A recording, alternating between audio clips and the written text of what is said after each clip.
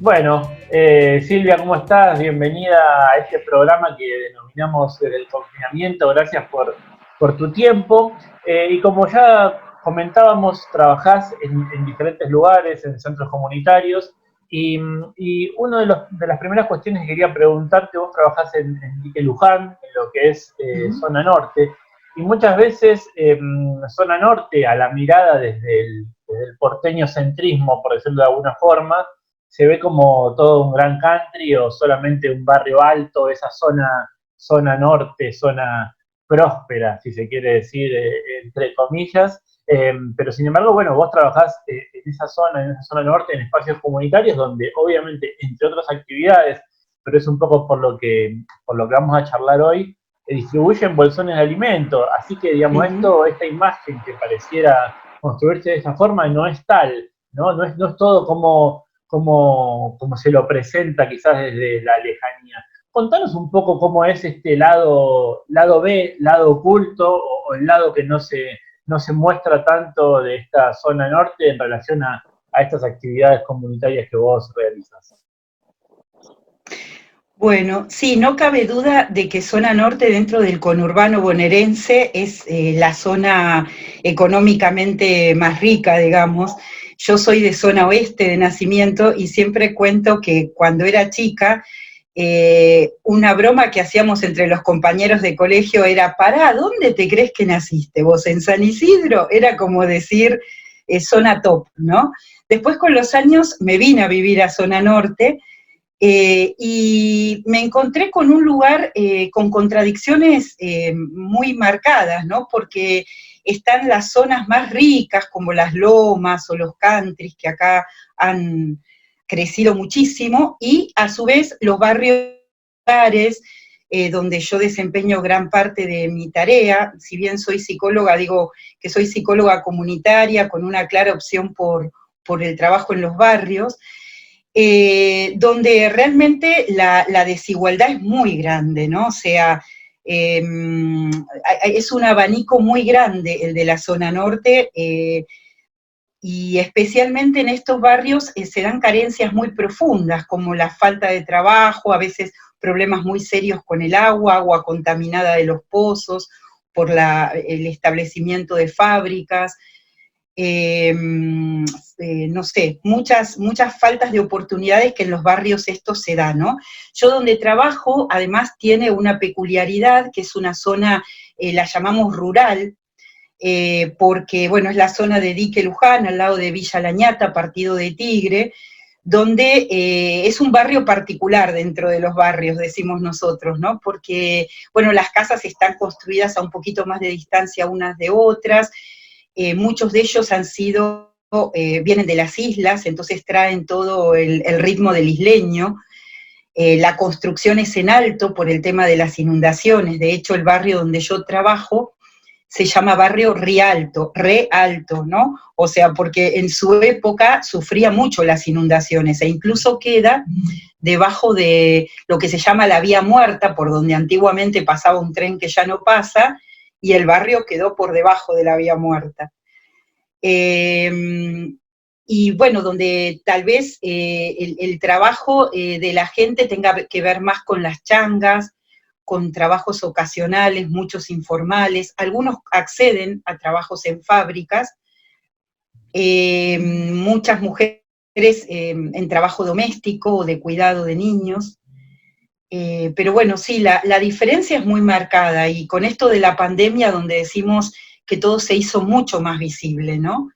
Esto ahora se nota más también. Si bien la pandemia nos puso en un lugar de igualdad, por eso nos genera un gran cuestionamiento, porque el virus nos puede atacar a todos, y no sirve mucho tener o no tener en muchas ocasiones, pero bueno, claramente se nota mucho más la pobreza, se nota mucho más el hambre, tiene muchas más repercusiones dejar de trabajar para quedarse en casa. Los chicos reciben las tareas escolares, pero no tienen internet, o tienen un celular para 8 dentro de una casa. Entonces es imposible la comunicación, ¿no? Entonces, creo... Sí, que nos va a traer muchas preguntas, nos está trayendo ya muchas preguntas, pero animo a quienes no conocen la zona norte o conocen una parte a conocer el lado B también. Así como trabajás en Dique Luján, en zona norte, como nos contabas, también lo haces en Merlo Moreno, y eso de alguna forma, si se me permite, te da una mirada también más amplia, ¿no? De conocer realmente, sin que te lo cuenten, dos contextos muy diferentes o diferentes en algún punto. Charlábamos antes de esta entrevista, ¿no? Que en este contexto de pandemia, lo necesario, lo indispensable que se hace el trabajo comunitario, y que este trabajo comunitario en su gran mayoría muchas veces está basado en un trabajo invisible, no remunerado, y sobre todo en su gran mayoría de las mujeres, ¿no? Que son las que se ponen al frente como esta trinchera para parar el hambre, que sería lo primero, lo primordial para poder sobrevivir. Contanos cómo vos ves este día a día, tanto en zona norte como en Merlo Moreno, el día a día en los comedores, el día a día de este trabajo invisible. Sí, te agradezco la pregunta porque es un tema que la verdad me apasiona por ser mujer y por trabajar en estos contextos y por ver a muchísimas compañeras llevando adelante tareas de cuidado en los barrios con una delicadeza, con un compromiso y con una entrega que quisiera que esto que voy a decir también sea un reconocimiento para ellas, ¿no? Particularmente. Yo creo que mucha de la tarea que hace el Estado y que también hace la Iglesia no se podría llevar a cabo si no fuera por esta entrega de tantas mujeres, que yo adhiero a una movida que hay ahora que dice, no es amor, es trabajo comunitario, ¿no? No porque no haya amor en lo que se hace, desborda de amor y siempre se hace más de lo que se puede. Pero basta de romantizar, por decir así, las tareas de las mujeres, como que el cuidado es algo que nos sale por ser mujer o por llevar útero, cuando en realidad es una decisión, es una apuesta, es un compromiso político de la mujer en el cuidado de la vida, y que como tal merece ser reconocido como trabajo comunitario. Hoy la pandemia, otra cosa que hizo es darnos cuenta de la necesidad que tenemos de cuidar y ser cuidados, o sea, que no nos sirve para nada seguir acumulando cosas, seguir compitiendo, que nos ha mostrado, nos ha metido tanto este sistema capitalista que tenemos, sino que realmente no tiene sentido la vida si no es para cuidar y ser cuidados también, ¿no? Para cuidar lo que verdaderamente importa. Estas mujeres llevan adelante hoy comedores, merenderos, visitan a los enfermos, preparan los alimentos. En situaciones de violencia de género son muchas veces testigos y sostén de muchas compañeras. Entonces adhiero profundamente a una movida que creo que hay un diputado nacional que está detrás de eso también. Creo que el Ministerio de Género también simpatiza con la propuesta, que es un reconocimiento económico también a estas mujeres, ¿no? Que lo que hacen es un gran trabajo comunitario y sin el cual realmente ni la Iglesia ni el Estado podrían estar presentes en los lugares que están. Estas mujeres han abierto las puertas de su casa incluso para instalar este tipo de lugares. Son las que, el otro día una de ellas a mí me emocionó, porque digo, mirá lo que es la finura del cuidado, que cuando recién Alberto dictó esto del aislamiento obligatorio, nos estaba esperando, ella misma con ya los tapabocas para darle a las personas que ese día íbamos a repartir, porque dice, si nosotros no los cuidamos a ustedes, si ustedes nos cuidan a nosotros, había hecho 30 tapabocas con telas que tenía en su casa, que previamente había seguido todo el protocolo, como decía ella, para que lo pudiéramos usar. O sea, de estos hay pilas de gestos y de cuidados, y me parece que llegó la hora de ponerlo sobre la luz, ¿no? O sea, sobre la mesa. No seguir invisibilizando estas inequidades que yo creo que toda esta crisis que genera la pandemia, y no es que digo lo que nos viene a enseñar este virus, ¿no? Sino que digo, tenemos que aprender algo. hay mucho trabajo invisibilizado que lo tenemos que visibilizar. Y esto concretamente es las tareas de las mujeres. E Silvia, incluso se habla, perdón. no, que se habla mucho, viste, como que está la pandemia del virus, pero está la pandemia del hambre que dejó al descubierto todo esto, está la pandemia de la violencia de género. Quiero decir algo al respecto también, para algunas mujeres quedarse en casa no ha sido la mejor opción o el mejor lugar, porque han quedado mucho más expuestas a esta violencia de género. Y a su vez tenés este otro rostro de la mujer súper comprometida, que sale a la calle, que se ofrecen unas a otras para ayudarse a hacer las tareas, para acompañarse al hospital y conseguir un turno. Entonces, me parece que hay toda una cuestión de desigualdad y de no equidad, digamos, que tenemos que prestarle atención en este tiempo. Algo ya nos contabas de todas estas estrategias de cuidado artesanales que se dan en el barrio, ¿no? Que emocionan, porque estamos hablando de gente que tiene muy poco y que así todo de ese poco saca un pedazo para seguir cuidando a otros y a otras. Me gustaría que nos cuentes un poquito, independientemente de lo que ya nos adelantabas, cómo ves vos un poco el clima emocional de la gente, y además, digo, ya el otro día leía, ¿no? Ya pasaron más días de confinamiento que de no confinamiento en lo que va de este año. Bueno, seguramente se pasaron por diferentes estados. ¿Cómo lo fuiste viendo vos? ¿Cómo lo ves hoy? Sí, la verdad que nos pasó en los barrios que fuimos pasando por diferentes estados. Por un lado, se dio bastante como respeto o acatamiento a las medidas, porque en los barrios el tema del cuidar la vida es importante. En los barrios te emocionan porque muchas veces es donde comen 7, comen 8, comen 9, o la misma gente que viene a buscar la prestación alimentaria, que en eso nos acompaña mucho el PNUD, un plan nacional de alimentación, y podemos acompañar casi 105 familias con este plan.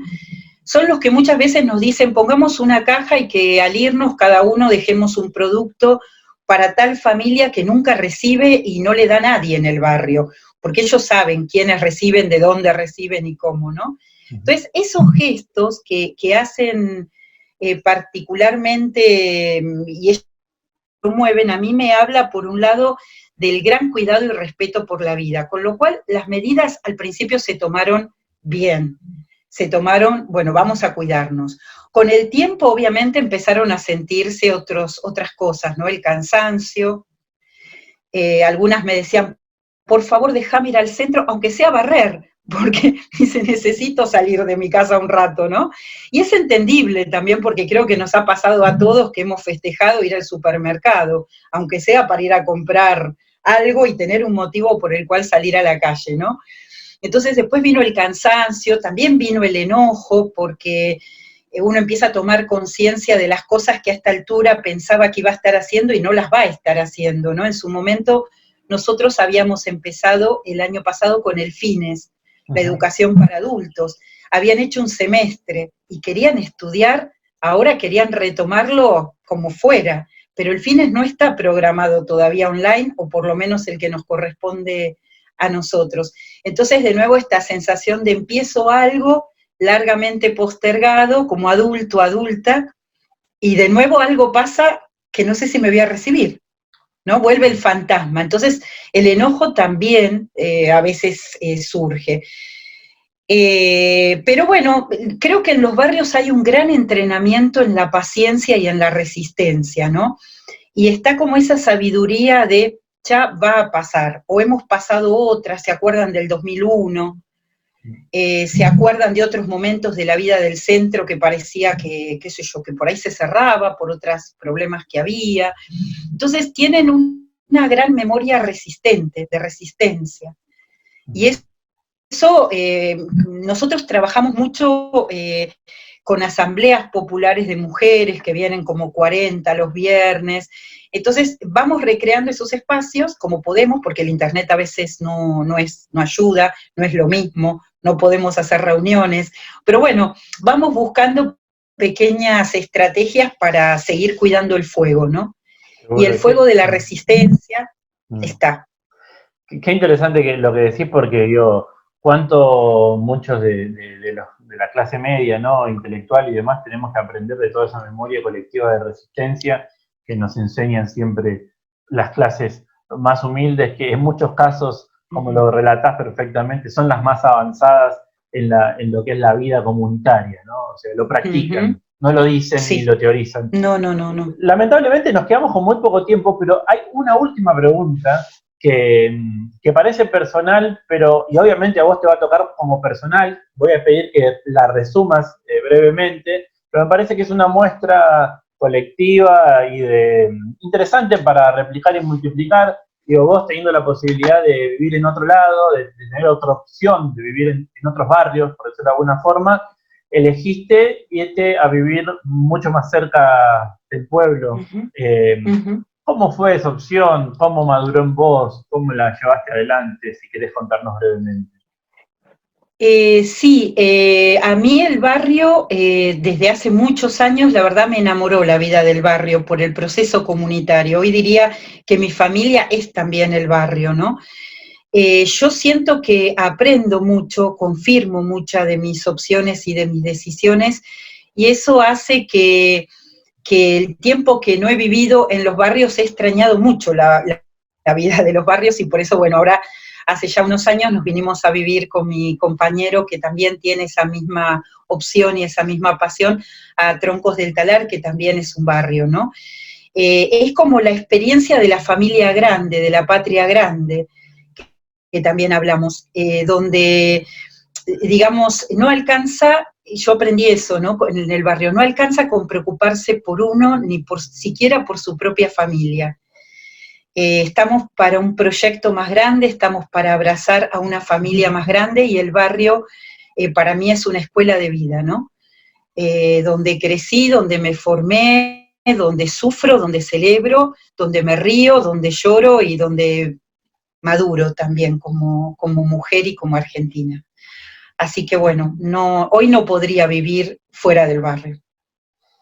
Bueno, Silvia, te agradecemos muchísimo tu tiempo, tu experiencia, tu relato de vida y de cómo están viviendo esta realidad tan particular en los barrios, tanto de zona norte como del oeste del conurbano bonaerense. Bueno, muchas gracias. Un gusto. Adiós.